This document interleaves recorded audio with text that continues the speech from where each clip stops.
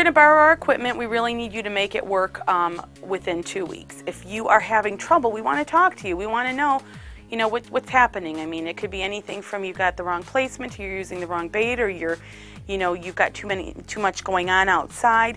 There's a reason if you're not catching a cat, and we can help you get that cat. We just need to be in contact with you. So please feel free to email if we have that kind of communication, or call, and make sure that your traps are really getting used in 2 weeks. If you can't get the cat and you give up, we really need our equipment back in a timely manner so that we can help people who do want to help the cats in their neighborhood. So please think about, when you have our equipment, that every day that you're not using it, there's a cat in West Michigan going out unfixed and breeding.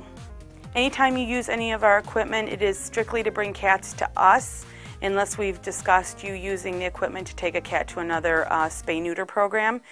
You never want to take any cat in our equipment to a shelter.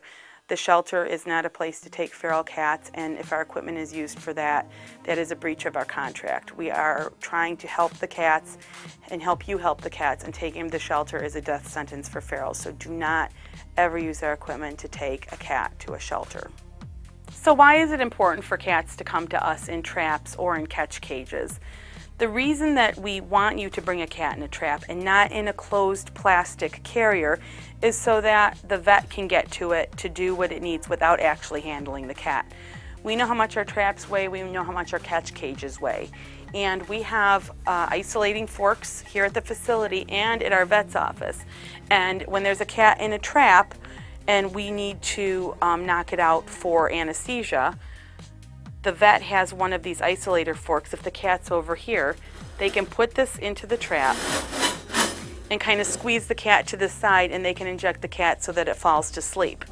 Remember, we're dealing with feral cats here. These are not friendly house cats. These are wild cats. They're really no different than if you tried to wrangle a raccoon or a possum. It's not going to go well for you or the cat. So that's why we need them in traps. If you just have them walk into a carrier, or you do your best to stuff them in a carrier, we still have to put them in a trap before they go to the vet. So don't hurt yourself. Don't risk trying to friendly them up and take all that time where they can have a couple litters while you try to gain their trust. Get them in a trap and bring them to us and let us fix them and let them go back out feral.